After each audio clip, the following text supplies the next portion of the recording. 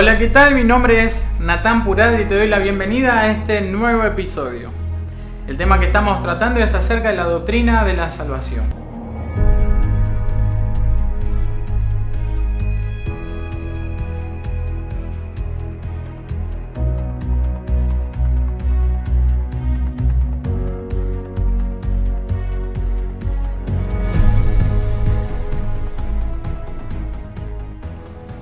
¿Quiénes son los que van al cielo?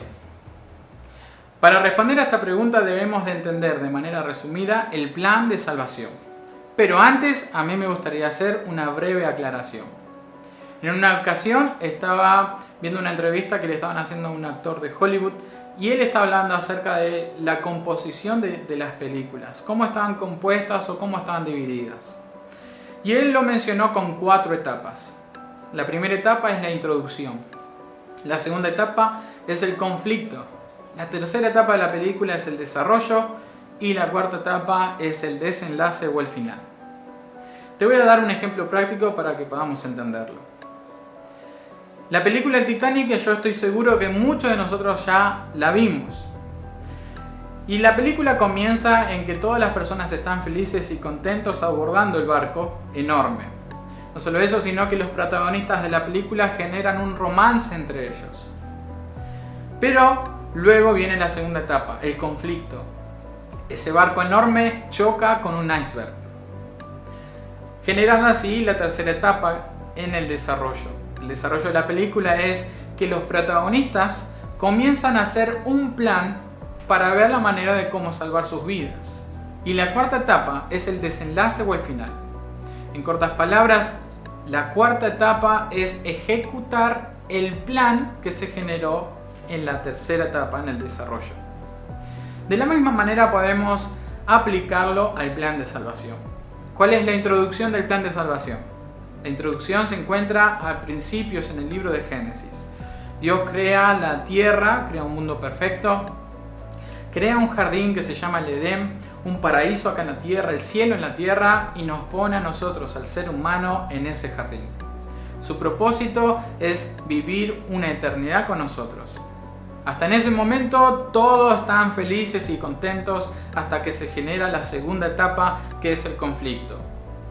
La Biblia nos menciona en Génesis 3 que entra el pecado al mundo, contamina todo, la naturaleza y al ser humano.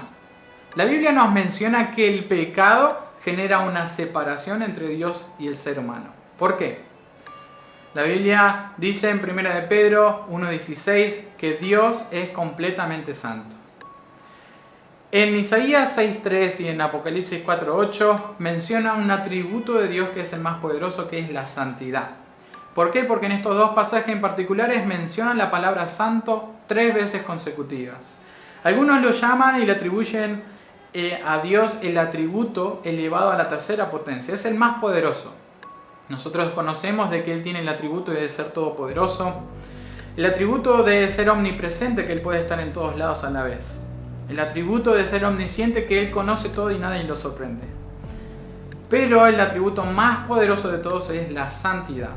Y Él, por más de que quiera, no puede estar cerca del pecado. Él ama al pecador, pero no ama al pecado. Y por otro lado tenemos al ser humano que contiene pecado. Romanos 3:23 dice que todos pecamos y estamos destituidos o separados de Dios a causa del pecado. La palabra todos te involucra a vos y me involucra a mí. Todos pecamos. Y la razón del pecado es lo que crea una separación entre vos y Dios. Así que ese es el conflicto que tiene Dios. Dios anhela y desea estar con nosotros, pero está estorbando en el medio del pecado. Así que llega a la tercera etapa, que es el desarrollo. Es el poner en marcha un plan. ¿Cuál es el plan? San Juan 3:16 dice de que Él tiene en sus planes enviar a su Hijo para que todo aquel que en Él cree no se pierda, mas tenga vida eterna. Ese es el plan de Dios, enviar a su Hijo para que muera en la cruz y gracias a Él podamos obtener la salvación. Dios este plan no solamente se lo guarda para Él, sino que se lo comunica a personajes del Antiguo Testamento como los patriarcas, como los profetas. Todos ellos estaban anunciando la llegada al nuevo Mesías. Luego de esto viene la cuarta etapa. La cuarta etapa es ejecutar lo que Dios tenía en mente y lo que Dios tenía trazado como plan. Es así que en la cuarta etapa Dios ejecuta su plan y envía a su Hijo. Nosotros sabemos por medio de la historia y por medio de la Biblia de que Jesús vino a la tierra, murió en la cruz, derramó su sangre para limpiar nuestro pecado y quitarnos el pecado. Murió, pero al tercer día resucitó. Se ejecuta lo que Dios había planeado. Primera de Juan 1:7 nos menciona que la sangre que Jesús derramó en la cruz tiene el poder y la capacidad de limpiarte de todo pecado. No solo eso, sino de quitártelo. Si Él lo hace, se elimina el problema, haciendo así que el ser humano y Dios puedan estar juntos otra vez. No solamente en esta vida, sino una vez que morimos podemos vivir una eternidad junto a Él. Así que la clave es Jesús. La Biblia nos menciona de que hay dos requisitos reunidos en una sola persona, en la persona de Jesús, que debemos de tener en cuenta para obtener la vida eterna y la salvación. El primer requisito está en San Juan 3:16, con el apoyo de varios otros pasajes que dicen que el que cree en Jesús obtiene la vida eterna.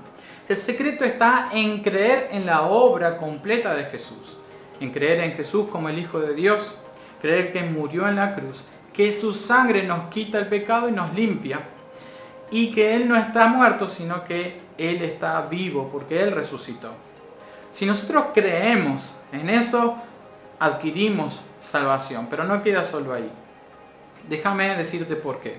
Hay muchas personas que se adjudican ser salvos por creer en Jesús y conocerlo.